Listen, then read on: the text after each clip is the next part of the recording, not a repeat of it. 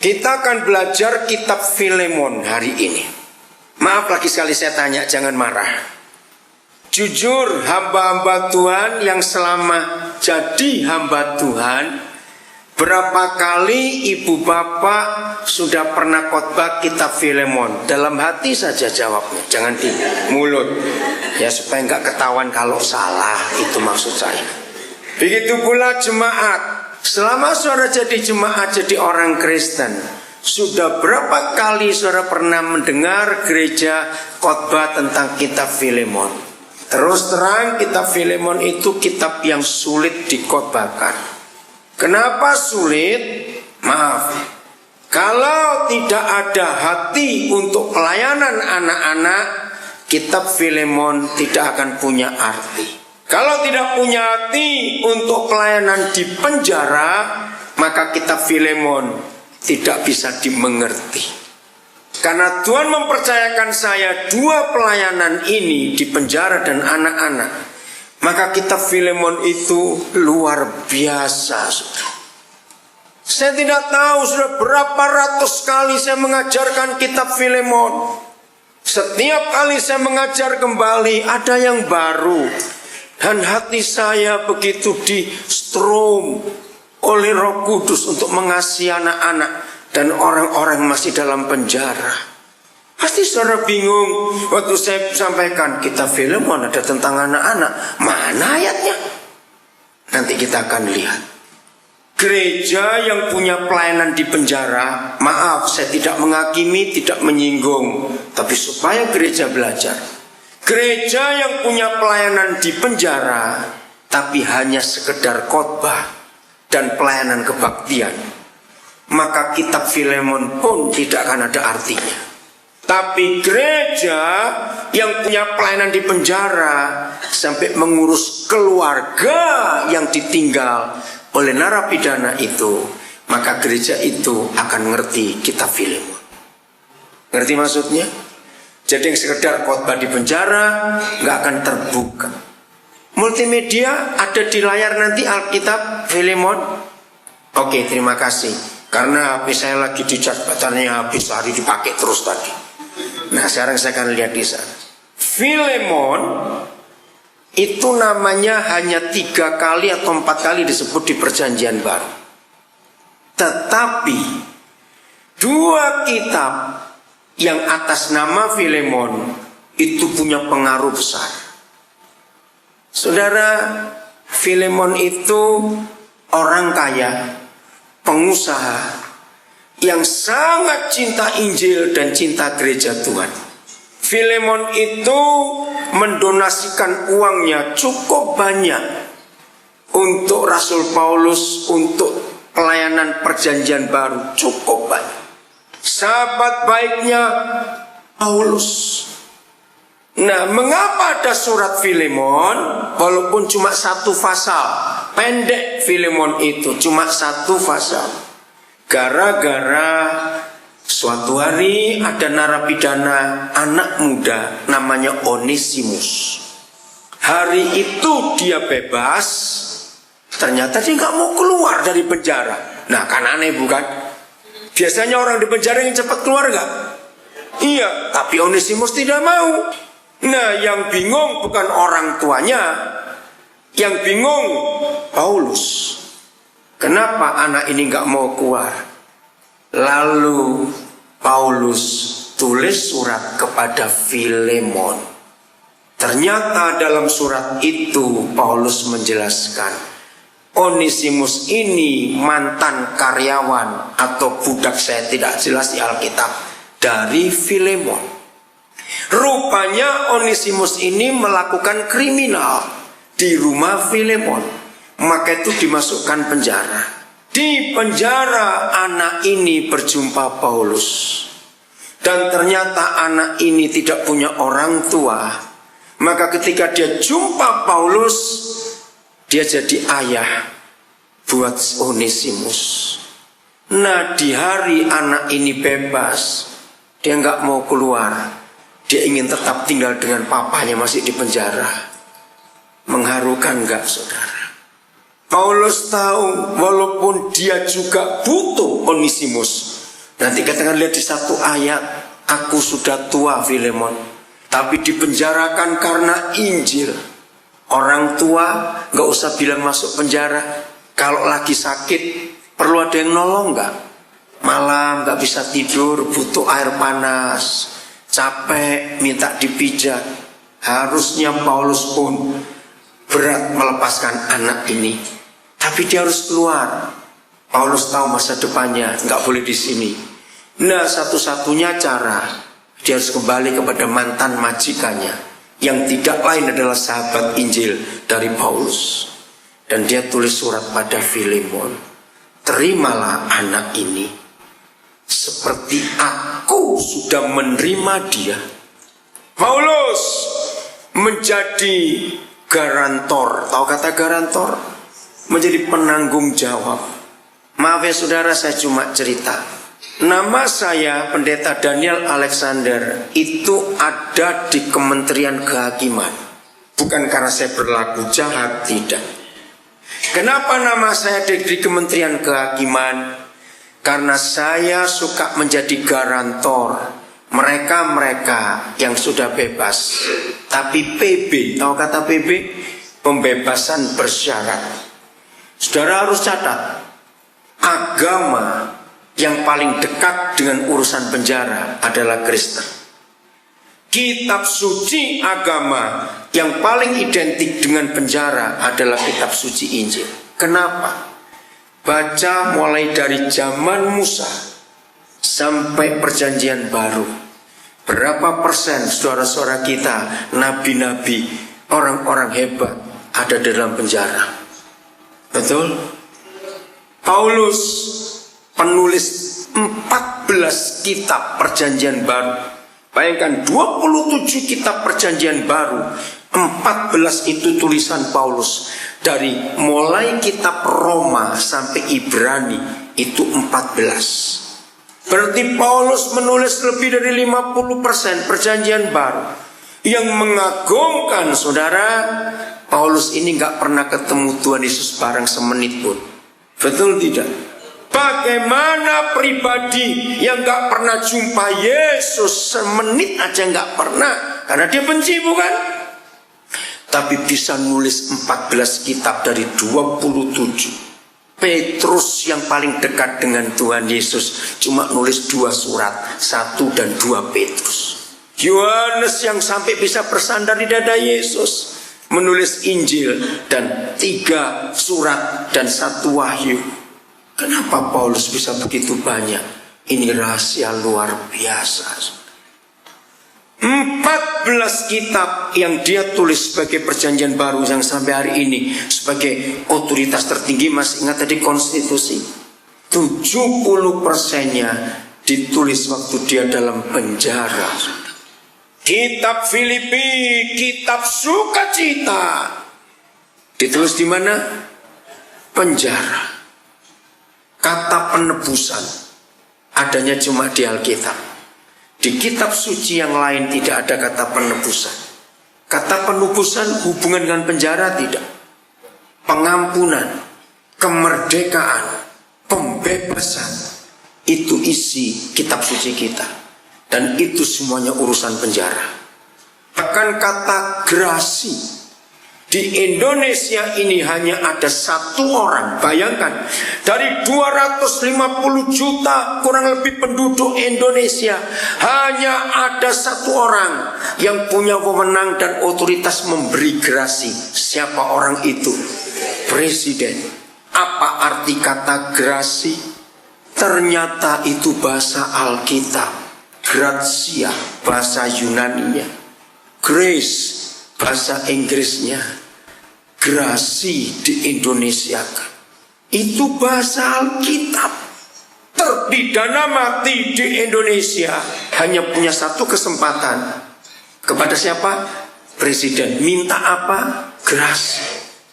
Oh, ada banyak yang kita bisa temukan di Injil tentang hubungan dengan penjara. Kenapa nama saya ada di Kementerian Kehakiman? Karena ini, saya suka memberi jaminan kepada orang yang dibebaskan bersyarat. Artinya begini, hukum di Indonesia itu berlaku begini. Seorang narapidana yang sudah menjalani hukuman 2/3 dan berkelakuan baik, maka orang ini berhak ditebus. Namanya pembebasan bersyarat. Nah, hukum di Indonesia itu ada aturannya, saya lupa. Sekian tahun dari 2/3 itu dikalikan biaya makan, biaya ini semuanya. Nah, yang menjamin harus bayar. Dan gak cuma bayar, tanda tangan. Dan gak cuma tanda tangan, selama 1/3 masa hukuman yang belum selesai itu, tapi orang ini sudah di luar. Kalau terjadi apa-apa, maka garantornya ganti masuk. Ini hukum di Indonesia. Suatu kali saya dipanggil oleh Kementerian Kehakiman. Saya kaget. Istri saya kaget. Salah apa kamu? Gak tahu. Hakim namanya Pak Haris, sekarang sudah pensiun. Ya saya datang karena dipanggil. Begitu ketemu Pak Hakim Haris ini, menjabat tangan saya lama. Saya, oh ini Pak Pendeta Daniel. Oh Bapak Tionghoa ya. Oh ini gak lepas-lepas tangan ini, kenapa? Terus saya suruh duduk. Aduh, kalau di Indonesia ini aja 5 aja orang kayak Bapak. Tugas kami ini ringan. Pak, negara kita tidak bisa membangun LP baru lagi. Kalau toh bisa bangun LP baru, tenaga kurang, biaya dan semuanya, maka itu semua LP di negara kita Pak, over capacity, kelebihan kapasitas. Maka itu undang-undang negara memberi peraturan yang 2/3 sudah jalani hukumannya dan bagus, boleh ditebus. Nah ini masalahnya. Apa bedanya orang keluar rumah sakit dan keluar penjara? Beda tidak? Mana yang disyukur dan diselamati? Ayo cepat, yang keluar dari mana? Rumah sakit karena gak jadi mati toh. Kalau keluar penjara, siapa yang mau nanggung? Keluarga juga malu. Nah, nomor telepon saya ada di banyak penjara di Indonesia, termasuk penjara Kerobokan di Denpasar. Mengapa nomor telepon saya ada di tempat-tempat itu? Sipir-sipir penjara, petugas pos penjara, kalau sudah ada napi yang harus PB, tapi nggak ada yang ngurus, yang ditelepon saya. Saya harus nanggung mereka. Berapa banyak dari Nusa Kambangan saya tebus, saudara. Nggak ada yang berani karena risikonya masuk.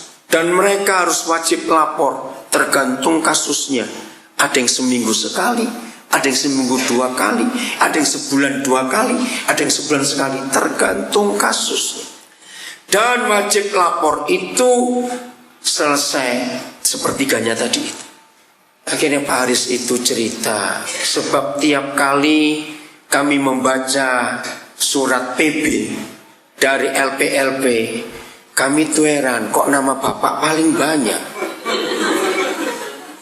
Maka itu, oh Bapak Tionghoa, itu yang saya kaget. Maksudnya, ya kok ada orang Tionghoa kayak Bapak Pendeta. Yang saya bebaskan gak cuma yang Kristen loh saudara. Ingat saya ngomong, pokoknya orang. Kalau anjing di penjara saya nggak urusan. Maaf.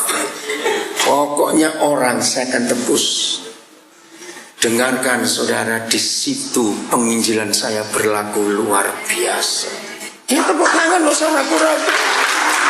Orang-orang itu yang saya nggak kenal. Saya nggak perlu kenal dia dulu. Bahkan di Papua ada tapol. Tahu kata tapol? Tahanan politik. Maret yang lalu saya bebaskan 3 tapol PB. Hukumannya 20 tahun penjara, tapi 1/3 sudah kelewat karena naikkan bendera Papua Merdeka. Habis nggak ada yang nebus, ya saya tebus 3 orang. Saya bayar sekian juta lagi. Salah satu dari 3 itu anaknya 2 kami ambil ada di asrama kami di Nabire. Nah kalau saya pelayanan ke penjara-penjara seperti saya saksi tadi, anak-anak mereka saya nggak mau ikut salah seperti bapaknya. Harus kita selamatkan. Onesimus. Baca ayat 8. Tolong ayat 8. Filemon. Nggak ada pasalnya ya, cuma 1. Nah ini dia, ayat 1. Ini bagus. Dari Paulus, seorang pengusaha kaya raya. Lu siapa? Dari Paulus, seorang hukuman. Bagus nggak kata itu? Hamba Tuhan, rasul, orang hebat, tapi bangga sebagai orang hukuman. Karena bukan nyolong ayam atau korupsi. Karena apa? Kristus Yesus. Dari Timotius saudara kita kepada Filemon yang kekasih, teman sekerja kami. Ayat 8. Apa yang ditulis? Karena itu, sekalipun di dalam Kristus aku mempunyai kebebasan penuh untuk memerintahkan kepadamu, Filemon, apa yang harus engkau lakukan. Jadi menurut saudara, dengan kalimat surat ini, Filemon itu nurut gak pada Paulus? Sangat. Filemon sangat respect kepada Paulus. Bahkan dari beberapa tulisan yang lain kita menemukan Filemon ini suka kirim makanan dan semua kebutuhan Paulus selama dalam penjara. Ayat 9. Tetapi mengingat kasihmu itu, lebih baik aku memintanya daripadamu. Jadi aku gak mau maksa. Kalau saya baca ayat 8 bebasnya gini, Filemon, aku tahu, aku ngomong apa saja, aku minta apa saja, engkau pasti turuti. Tapi aku gak mau menggunakan hakku untuk kamu nurut aku. Tapi mengingat kasihmu itu, lebih baik aku memintanya daripadamu. Aku Paulus yang sudah apa? Nah ini loh, yang saya terharu, sudah menjadi tua. Lagi pula sekarang, kalau saudara baca dua kalimat ini, yang pertama ayat 1 orang hukuman dan sekarang ayat 9 yang dipenjarakan, Paulus bangga atau nyesal? Bangga, sudah. Luar biasa bukan? Bagaimana di penjara bisa bangga? Boleh nggak Paulus protes kepada Tuhan? Tuhan, kenapa engkau nggak bela aku? Bukankah aku menginjil karena namamu? Enggak, dia tidak menggunakan haknya untuk menuntut. Dia bangga. Ayat 10. Mengajukan permintaan kepadamu. Ini yang buat saya menangis. Mengenai siapa? Anakku yang kudapat selagi aku dalam penjara, yakni Onesimus. Anak apa ini? Anak kandung? Anak yang ditemukan di penjara. Gara-gara ayat ini saudara, saya bisa berkata kepada banyak orang, kalau saudara tanya anak saya itu dapat di mana, saya bisa cerita. Ada yang di terminal, ada yang di stasiun. Sekarang satu anak saya ada di Sukuwana. Sukuwana itu daerah mana? Nah, bagaimana ini ilmu buminya waktu sekolah dulu? Di mana Sukuwana? Sulawesi Tengah. Saya tahu Sukuwana tahun 88 lewat tulisannya Haji Yusuf Kala. Waktu itu belum wakil presiden, masih jadi pengusaha di Makassar. Tahun 88 orang pencari garu dan pencari rotan di Sulawesi Tengah menemukan ada manusia, kaget, yang masih cuma pakai cawat saja. Tahun 88 Sulawesi. Saya baca tulisan Pak Yusuf Kala di koran Kompas. Hati saya terpanggil. Tahun segini masih ada suku terasing di Sulawesi Tengah. Akhirnya saya utus anak-anak saya. Satu ada anak Dayak namanya Nexon Balang. Anak suku Lundaye. Suku ini ada di Kecamatan Krayan, di Kalimantan Utara. Kampung mereka berbatasan dengan Sarawak. Sampai hari ini kampung suku ini belum ada jalan darat ke wilayah Indonesia. Sampai tahun 2014 belum ada. Jalan darat yang mereka punya itu ke Sarawak. Kampung pertama Malaysia namanya Bakelalan. Dari Bakelalan kita bisa naik mobil ke Miri, Lawas, Limbang. Dan dari sana ada pesawat yang ke Kuching atau ke Kuala Lumpur. Tahun 33 seorang misionaris muda namanya Will Finger dan Ernest Presswood, umurnya masih 20-an. Will Finger itu orang Amerika, Ernest Presswood itu orang Kanada. Dua-duanya mati. Ernest Presswood mati karena penyakit paru-paru. Will Finger mati umur 32 tahun pada hari Natal tahun 47 di Penggal, Jepang. Kisah itu ada di buku Gereja Kemah Injil. Judulnya Tiada Pengorbanan yang Lebih Besar. Saudara cari buku seri pengabdian misionaris dari penerbit Kalam Hidup. Catat, tiada pengorbanan yang lebih besar. Ditulis oleh istri kedua dari Ernest Presswood. Kenapa istri kedua? Karena istri pertama meninggal karena malaria, melahirkan anak. Dan kuburannya ada di pedalaman Kalimantan sampai hari ini. Tiada pengorbanan yang lebih besar. Ernest Presswood, cari di Kalam Hidup. Buku itu luar biasa, saya tertantang. Tahun 33 tidak ada jalan darat sampai hari ini. Sayangnya Gereja Kemah Injil tidak mendata dari mana dua orang ini tahu di pegunungan itu ada manusia, yang sampai 2014 belum ada jalan darat. Orang-orang Lundaya, kota besar terdekat di wilayah Indonesia, dari kampung mereka itu namanya Tarakan. Tahu Tarakan? Kalimantan Utara, provinsi baru, diresmikan November 2013. Jadi sudah ada 36 saya lupa sampai provinsi di Indonesia. 34 maaf. Ibu kotanya bukan Tarakan tapi Tanjung Selor. Mereka dulu sebelum ada MAF, tahu MAF ya? Pesawat misi. Itu kalau jalan kaki dari Kampung Kerayan ke Tarakan, itu paling cepat 2 bulan baru nyampe. Betul. Saya masih ketemu orang-orang tua yang masih hidup. Karena saya punya sekolah, saya punya rumah di kecamatan itu. Karena Tuhan panggil saya untuk buat sekolah di sana juga, menyelamatkan orang-orang pedalaman itu. Nah, Nexon Balang berasal dari situ. Sekarang dia jadi orang ternama di suku Wana yang bisa menurunkan mereka dari pohon. Suku Wana tinggalnya di atas pohon, saudara.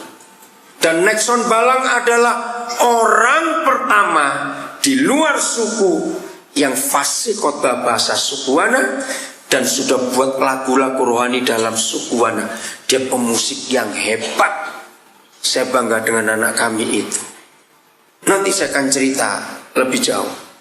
Nah, kalau ke sana, ini spesial punya gambaran di mana suku Wana itu. Kalau naik pesawat dari Palu turun Luwuk, bukan Luwu ya, Luwuk. Kalau saudara lihat peta Sulawesi kan kaki kedua setelah Sulawesi Utara, paling ujung timur itu namanya Kabupaten Luwuk Banggai. Sekarang sudah dimekarkan, ada Banggai Kepulauan dan Luwuk daratan. Ujung turun pesawatnya kalau dari Palu naik mobil sampai ke Luwuk itu kira-kira 11-12 jam. Nah, dari Luwuk, kota Luwuk, kami turun naik mobil ke arah barat, menyusuri kaki itu sampai ke kota namanya Batu Rubi. Tergantung cuaca dan tergantung rusak atau tidak jalan, itu paling tidak 5 jam. Turun di Batu Rubi, kami harus naik ojek. Saya punya pos namanya Kampung Uwe Panampa. Di situ kami bangun pos, ada rumah, ada asrama, ada sekolah. Kami turun dengan ojek karena nggak bisa jalan, nggak ada mobil. Semua barang kami taruh, lalu kami jalan kaki ke kampung-kampung di suku Wana, Lemo, Saliano, Salubiro, Lemo Walia, banyak saya nggak hafal. Mereka orang Wana kalau jalan dari Uwe Panampa itu paling 8 jam 9 jam. Kami 2 malam baru nyampe. Naik turun. Tahun 2001 pertama kali saya beli parabola, genset dan televisi. Dipikul dari Uwe Panampa, dari Manado kami naik kapal, turunnya di ini namanya gak susah, Kolonedale. Dari Kolonedale kami naik kapal kecil yang gak pakai atap. nyebrang laut Teluk Tomini itu sampai ke Batu Rube. Itu bisa 6 jam, bisa 8 jam tergantung ombak. Dari situ harus naik ojek di Piko, jalan ojek ke Empanampa, dari Empanampa jalan kaki. Loh, orang Wana itu jalannya kuat. Ketika pertama kali mereka lihat televisi, aduh, wajah mereka itu tahun 2001, lo bayangkan. Nexon ini dipercaya oleh mereka. Satu kali kami jalan, saya lihat nek. Saya panggil dia Nexon, nek. Ada yang celaka, ada yang celaka. Saya lihat ada orang lagi duduk agak jauh, kakinya berdarah-darah, suara. Nexon jawabnya enteng. Papa gak usah bingung. Lu kenapa? Lagi buat sepatu. Buat sepatu bagaimana maksudmu? Saudara, suku Wana itu gak pernah bisa pakai sandal, apalagi pakai sepatu, karena gak pernah. Jadi telapak kaki mereka itu sol alamiah. Tahu sol? Sol sepatu. Nah, kalau mereka merasa jalannya sudah gak cepat dan sakit, berarti solnya kurang tebal. Lalu mereka potong pandan hutan yang berduri, catat. Begitu pandan dipotong, diikatkan di kayu atau batu, lalu kakinya digosok, sudah, supaya berdarah, luka, itu nambahi solnya. Bayangkan sekarang, itu Sulawesi Tengah. Buat sepatu. Sampai sekarang sebagian besar mereka belum ada pemerintahan. Jadi yang namanya lurah, camat sampai hari ini sebagian besar belum ada. Bayangkan 69 tahun bangsa ini merdeka. Sulawesi Tengah yang gak jauh dari Palu, yang gak jauh dari Gorontalo. Nah, salah satu lagi namanya Andreas. Andreas ini saya temukan di stasiun Tugu, Yogyakarta. Pagi-pagi saya tiba dengan kereta api mau pelayanan ke satu gereja di Jogja. Ternyata jemputannya terlambat sebab kereta apinya bertobat, lebih awal nyampe, nggak terlambat. Itu istilah saya, kereta apinya bertobat. Ya saya nunggu. Waktu saya duduk, di depan saya ada orang tidur, tutup sarung lengkap kepala sampai kaki. Jadi saya nggak tahu ini laki atau perempuan, ini umur berapa. Roh Kudus berkata kepada saya, bangunkan dia dan bawa dia pulang. Oh, saya hafal suara itu. Lalu saya cari yang kaki yang mana untuk nepuk dia. Tapi pakai selimut sarung. Begitu saya tepuk kakinya, dia buka kaget. Ternyata masih anak-anak. Maaf, Bapak bangunkan kamu. Dia dari Lampung. Dia menggelandang anak jalanan. Gereja yang undang saya di Jogja ini punya rumah singgah di Jalan Beo, Demangan Baru, dekat kampus Atmajaya. Saya ajak dia yang jemput. Saya bilang, saya titip anak saya. Bingung dapat dari mana? Baru tadi saya dapat. Sekian bulan di rumah singgah, dilatih macam-macam. Saudara, saya bawa dia ke Nabire. Di Nabire dia ketemu jodohnya, seorang pegawai yang hebat. Lalu mereka menikah. Waktu saya cerita tentang suku Wana, dia punya beban. Sekarang bersama keluarganya ada di suku itu. Ini kata bagus, saudara. Ayat 10. Mengajukan permintaan kepadamu, Filemon, mengenai anakku yang ku dapat selagi aku dalam penjara. Tuhan, tolong kami, yakni Onesimus. Anakku. Saudara dapat anak di mana? Ngerti ya? Dari tadi pagi saya cerita, anak saya dapat di stasiun, di tong sampah, di terminal, di airport, ya di WC umum, sudah banyak. Di Alfamart, di mana-mana. Tukang parkir. Maka itu bangga dengan ayat ini saya. Anakku yang ini aku dapat dari situ. Yang ini dari Allah, macam-macam lagi. Sama seperti petugas-petugas tentara, polisi, duta besar. Kan kalau punya anak, ini lahir di negara ini, betul gak? Yang ini lahir di asrama itu, misalnya gitu. Yang ini lahir di mana? Karena bapaknya pindah-pindah terus tugasnya. Hebatnya ayat 11. Lihat. Dahulu, nah dari ayat ini kita meraba, pasti ada kriminal yang dibuat oleh Onesimus. Dahulu memang dia tidak berguna bagimu, maka itu sampai kamu masukkan dia ke sini. Tetapi sekarang sangat berguna, baik bagimu Filemon maupun bagiku. Pertanyaan saya, bagaimana seorang tidak berguna bisa jadi berguna? Ayo, bagaimana? Ayo, WL tadi, bagaimana anak yang tidak berguna tadi sekarang jadi berguna? Karena apa? Ayo pemusik, ketemu Injil lewat Paulus. Tolong semua PPA, semua mentor, semua gembala yang tergabung dalam Compassion Indonesia ini, justru carilah anak-anak yang tidak berguna di mata dunia. Selamatkan dengan Injil. Nasib mereka berubah. Iya, tepuk tangan saudara. Luar biasa. Di kalangan teman-teman pendeta yang kenal saya itu dijuluki mereka begini. Pak Daniel itu aneh. Ini anehnya. Kalau orang-orang lain koleksinya perangko kuno, uang kuno, gantungan kunci, betul nggak? Ada orang punya koleksi macam-macam, bukan? Nah, mereka bilang kalau saya koleksinya orang rusak. Saya ini kalau mendengar ada anak rusak, saya cepat cari di mana anak itu. Saya akan bawa pulang. Kenapa? Saya ingin membuktikan kepada dunia dua hal. Serusak-rusaknya anak pada dasarnya itu baik, cuma ketemu orang yang salah. Percaya itu? Dua. Saya ingin membuktikan kepada dunia, hanya Injil yang bisa merubah hidup orang. 2 Korintus 5:17, barang siapa di dalam Kristus dia adalah ciptaan baru. Dari orang-orang rusak itu saya dapat 2 kalimat dari keluarga sendiri. Begitu rusaknya anak ini, sampai ada omnya berkata, aduh Pak, ponakan saya itu, kalau saya ibaratkan dia itu tulang bener ya, bukan tulang batak, beda loh, maaf itu, tulang bener.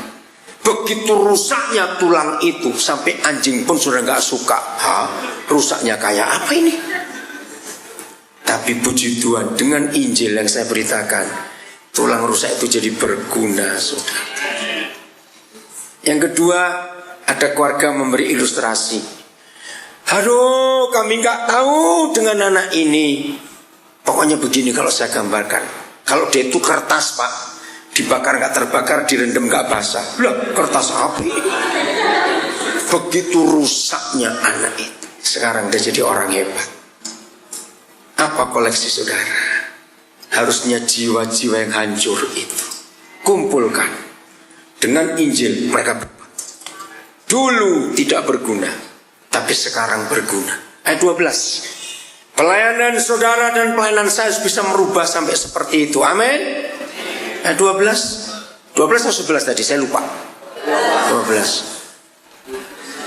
Dia kusuruh kembali kepadamu. Nah, kalimat ini yang saya pakai juga. Dia itu siapa tadi? Onesimus.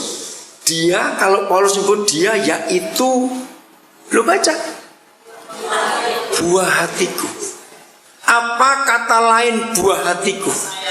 Kesayangan. Dari mana ini anak? Penjara. Tolong para mentor, semua PPA, semua gereja, senakal-nakalnya anak itu, sayangi dia sebagai buah hati kita sendiri. Amin. Maaf saya berkata, sebau apa dia, peluk, pasti dia pulih. Ini luar biasa. Pak Utapaya, saya minta maju lagi. Tolong bacakan. Ini yang terakhir saudara. Kira-kira 2 mingguan yang lalu, saya ketemu seorang di rumah makan. Saya nggak kenal. Terus saya, ini bahasa Inggris karena saya ketemunya di Amerika. Tolong terjemahkan nanti. Just so you know, The hug you gave yesterday was my first father hug I experienced in life. Sudah 27 tahun Rio hidup. Baru sekali Rio rasakan dipeluk hangat sama seorang ayah. Pak, I couldn't thank you enough for what you have done to me in these past few hours. Thank you for healing my wounded heart. I love you, Pak. Makasih. Jadi dia berkata, dalam berapa jam ini pertemuan kita merubah hidup saya. 27 tahun tidak pernah dipeluk bapaknya. Dan baru hari itu dia mengalami pelukan papa yang luar biasa. Saya punya cerita banyak tentang anak-anak yang tertolak seperti itu. Buah hatiku. Satu malam, saya ini kalau tidur pasti punya kebiasaan tanya Roh Kudus. Karena saya punya 4 HP itu 4 nomor. Mana yang gak mati malam ini? Pasti ada yang perlu. Nah, istri saya bersyukur punya istri yang luar biasa. Gak pernah terganggu jam berapapun HP bunyi, karena dia ngerti. Tahu-tahu 1 nomor Roh Kudus bilang, hidupkan yang ini, baik. Karena saya kelelahan hari itu, malam itu tidur nyenyak sekali. Ada SMS bunyi, saya nggak dengar. Istri saya bangunkan, ada SMS. Baru saya kaget. Saya keluar kamar, saya baca, mata masih riup-riup begini. Bapak nggak kenal saya nggak kenal bapak. Saya dapat HP bapak dari HP second yang saya beli. Lah, siapa ini? Malam ini saya lagi putus asa. Saya pengen punya orang tua, tapi saya nggak tahu ke siapa. Wah, saya jadi seger, nggak jadi tidur lagi. Saya balas SMS saya, maaf ini saudara, saudari, bapak atau ibu di mana? Apa boleh saya telepon? Karena saya tertarik, HP saya kan. SMS-nya balik. Saya Romi Sibarani dari Medan. Bapak boleh telepon saya sekarang? Saya telepon. Saya lihat jam 2:30 waktu Papua. Berarti 1:30 waktu Medan. Saya kaget dengar ceritanya, saudara. Mereka 3 kakak beradik yatim piatu. Romi anak sulung. Dia punya calon istri sudah 6 tahun pacaran. Tetapi pihak calon istrinya menolak. Sebab tiap kali mau dilamar, mana orang tuamu? Tidak punya. Mana om tantemu? Tidak ada yang mau. Nah, orang tua siapa mau beri anak perempuannya yang gak jelas ini anaknya siapa? Orang tua tidak ada, om tante tidak mau. Nah, dia bilang, belum lama saya beli HP, Pak. Begitu saya lihat konteksnya kok banyak pendeta. Berarti HP-nya pendeta itu dijual. Cuma nggak dihapus. Nah, terus saya tanya, lalu kenapa kamu akhirnya manggil papa kepada saya? Bisa milih Daniel. Ternyata dia bilang dari kecil dia itu punya idola Daniel itu. Oh. Nah, saya tanya, jadi malam ini kamu SMS ke berapa pendeta Daniel? Cuma ada 8 di situ. Saya SMS semuanya. Yang balas berapa orang? 4 orang. Yang telepon cuma bapak sendiri. Ya sudah. Itu tugas saya. Itu hari Senin, saudara. Jadi dari Minggu malam ke Senin. Waktu saya dengar ceritanya, saya langsung bilang, Romi, ini papamu. Papa siap melamarkan kamu. Hari Rabu saya berangkat ke Medan. Cuma sehari, harus balik hari Kamis. Hanya mau kenalan kepada calon besan saya, yang saya juga belum kenal. Orang Nias ternyata, saudara. Oh, ini papanya Romi, bilang ya. Sudah. Saya lewat telepon, janjian kapan lamaran. Saya siap. Aduh, orang, kalau ada orang Nias minta maaf. Sulit, saudara. Sama seperti orang Batak, maaf. Sulit melamarnya. Saya itu punya pengalaman melamar anak-anak dari 23 suku sampai hari ini. Jadi saya tahu adatnya suku-suku itu 20, yang Toraja, yang Batak, yang Dayak, yang Kalim, macam-macam juga saya cerita. Dan saya senang melamar itu ada seninya sendiri. Sekarang dari Romi saya dapat 1 cucu, dan 2 minggu lalu mereka pindah ke Tanjung Pinang, Bangka Belitung. Sampai saya nikahkan mereka beres semuanya. 2 adiknya pun saya urus sampai hari ini. Jadi dari yang masih dalam kandungan sampai yang sudah gede-gede, pokoknya orang cadat ini saya urus mereka, yaitu buah hatiku. Saya sudah menghitung semua anak-anak yang begitu banyak tadi jumlahnya saya sebut di seminar. Itu terdiri dari 39 suku sudah di Indonesia. Untuk Papua saya satukan Papua saja, terlalu banyak. Sebab Papua itu ada Serui Biak, ada apa itu Me, ada Moni, ada Dani, aduh banyak. Nah, kalau mau jumlah itu aduh saya nggak tahu berapa banyak. Pokoknya Papua jadi satu aja. Yang lain-lain dari suku ini, Mentawai, Nias, Padang, Aceh, ada. Berapa tadi lanjut? Saya lupa. 13. Lihat ini, 13. Nah ini yang mengharukan saudara. Aduh, kalau saya baca ini saya pengen nangis betul. Sebenarnya Filemon, aku mau tahan Onesimus itu di sini sebagai gantimu untuk melayani aku selama aku dipenjarakan karena Injil. Rasa nggak ada sesuatu yang mengharukan? Aku sudah tua, tapi di penjara karena Injil. Aku perlu orang yang malam-malam aku perlukan. Tapi Paulus tidak egois. Lihat ayat 14. Tetapi tanpa persetujuanmu, aku tidak mau berbuat sesuatu. Supaya yang baik itu jangan kau lakukan seolah-olah dengan paksa. Nah karena sungkan pada Paulus toh, Paulus nggak mau. Harus karena kerelaan. Melainkan maaf dengan apa?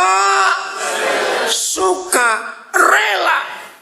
Ayat 15. Sebab, aduh ini lagi saudara. Sebab mungkin karena itulah. Karena apa itulah itu?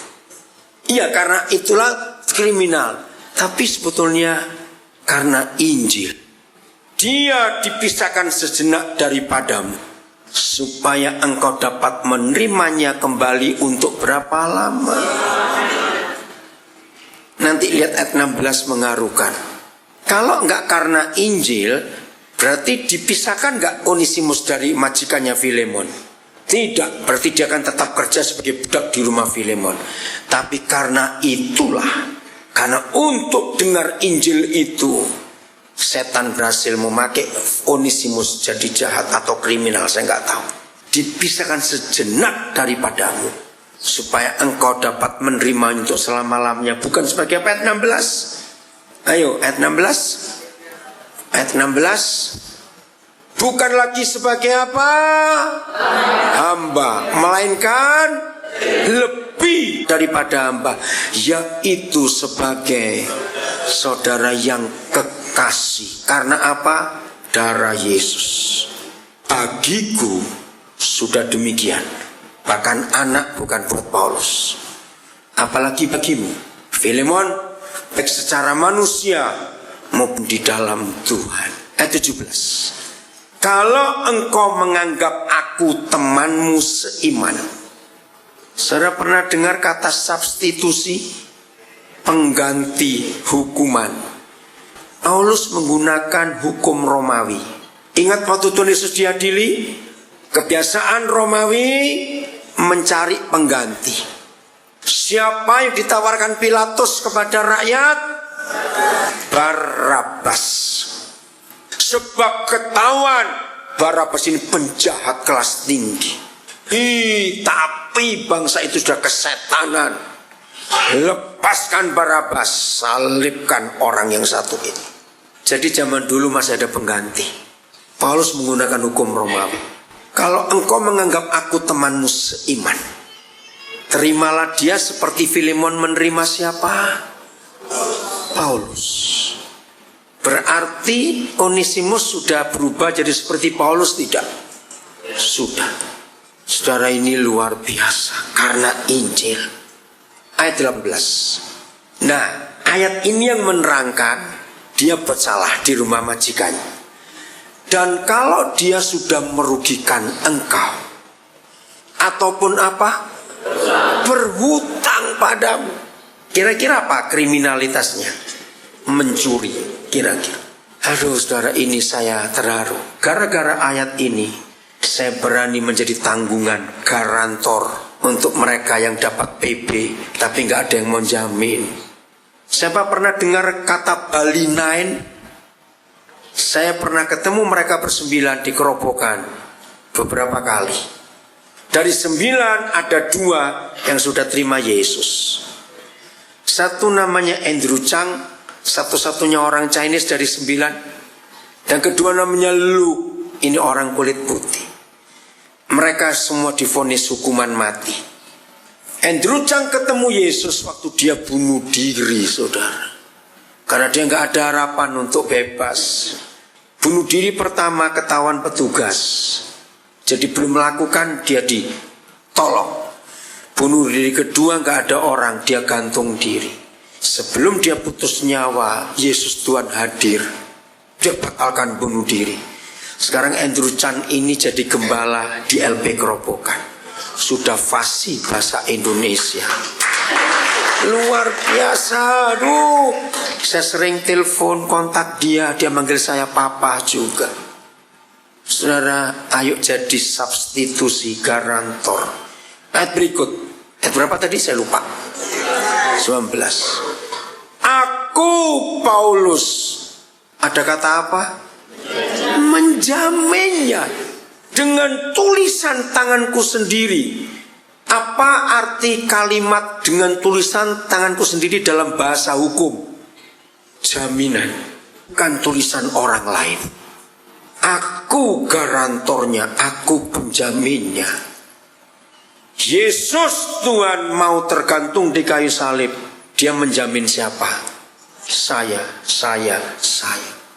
Di hadapan iblis, bukan di hadapan Bapa. Sebab iblis itu pendakwa dan penuduh. Maka itu tiap kali iblis tahu tentang salib Kristus, mereka gak berani menuntut orang yang sudah diselamatkan oleh salib itu. Sebab salib itu yang sudah bayar lunas, saudara. Hebat. Aku akan membayarnya, agar jangan kukatakan tanggungkanlah semuanya itu kepadamu, karena engkau berhutang padaku, yaitu dirimu sendiri. Pulang dari pertemuan 2 tahunan ini, semua PPA, semua mentor, semua gembala, ubah konsep pelayanan kita untuk anak-anak itu. Enggak, amin. Enggak cuma membuat acara, pujian, permainan, ibadah, tidak. Peluk mereka, anggap mereka anak kita sendiri, saudara. Kalau ada yang tahu gak punya ayah ibu, izinkan mereka panggil saudara ayah ibu. Karena mereka perlu itu, saudara. Ini yang kita harus kerjakan. Dunia, penduduk terbesarnya adalah orang-orang tahanan semua. Betul? Tahanan apa? Dosa. Saudara jangan takut kemalaman. Saya besok harus berangkat 3:30 pagi. Karena pesawat saya besok jam 6.50. Jauh dari Senggigi sampai ke Praia.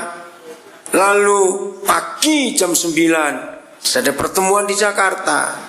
Jam 2 saya ada khotbah Pasca GSJA di Jalan Dr. Muardi. Malam jam 6 saya harus bertemu dengan pengurus yayasan sekolah. Tanggal 25 pagi jam 10 saya pemberkatan pernikahan di Kelapa Gading. Jam 12 siang saya persetujuan kantor di Mangga 2. Jam 6 sore saya harus tiba di bandara. Karena pesawat saya jam 8 malam saya ke Amsterdam tanggal 25. Jadi kalau mau bilang capek, saya akan lebih capek dari saudara. Hari ini saya berdiri 5 kali. 1 kali 1,5 jam. Bayangkan. Apa saudara lihat saya capek? Karena Injil. Karena Injil. Bukan karena saya, tidak. Injil itu kekuatan Tuhan. Ingat Roma 1 ayat 17 ayat 16. Injil itu kekuatan dan kuasa Tuhan yang sanggup menyelamatkan semua orang. Roma 1 ayat 16. Ayo baca. 1, 2, 3. Sebab aku mempunyai keyakinan yang kokoh dalam Injil. Karena Injil adalah kekuatan Tuhan yang menyelamatkan setiap orang yang percaya. Pertama-tama orang Yahudi, tetapi juga orang Yunani, juga orang Bali, orang Lombok, orang Sasak, orang Jawa, semua orang di dunia. Maka itu ini pelayanan kita. Saya siap menerima email saudara, SMS saudara. Handphone saya itu mati itu karena 3 hal. 1, kalau saya lagi khotbah. 2, saya lagi di pesawat. 3, saya lagi di pedalaman. Dan cuma itu matinya. Berarti kalau saya nggak bisa dihubungi, SMS saja. Kalau saya keluar pasti bisa. Saya bersyukur pada Tuhan. Saya cuma ceritanya, jangan saudara mikir macam-macam. Saya itu bayar telepon 1 bulan. Itu paling sedikit 6 juta rupiah. Paling sedikit kalah pengusaha. Dan 90 sekian persen itu untuk Injil. Saya suka nelpon orang untuk Injil. Maka itu punya sarana handphone harus dipakai untuk penginjilan. Jangan gosip, awas. Terus SMS yang macam-macam, awas. Gunakan untuk penginjilan. Luar biasa. Aduh, saya itu bisa ngomong sampai besok saudara. Tapi kasihan saudara nanti. Percaya Injil itu kekuatan Tuhan. Tuhan Yesus memberkati kita semuanya.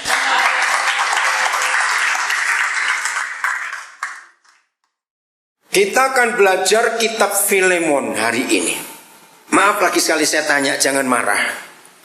Jujur hamba-hamba Tuhan yang selama jadi hamba Tuhan, berapa kali ibu bapak sudah pernah khotbah kitab Filemon? Dalam hati saja jawabnya, jangan di mulut. Ya supaya nggak ketahuan kalau salah, itu maksud saya. Begitu pula jemaat. Selama saudara jadi jemaat, jadi orang Kristen, sudah berapa kali saudara pernah mendengar gereja khotbah tentang kitab Filemon? Terus terang, kitab Filemon itu kitab yang sulit dikhotbahkan. Kenapa sulit? Maaf, kalau tidak ada hati untuk pelayanan anak-anak, kitab Filemon tidak akan punya arti. Kalau tidak punya hati untuk pelayanan di penjara, maka kitab Filemon tidak bisa dimengerti. Karena Tuhan mempercayakan saya 2 pelayanan ini di penjara dan anak-anak, maka kitab Filemon itu luar biasa. Saya tidak tahu sudah berapa ratus kali saya mengajarkan kitab Filemon. Setiap kali saya mengajar kembali ada yang baru.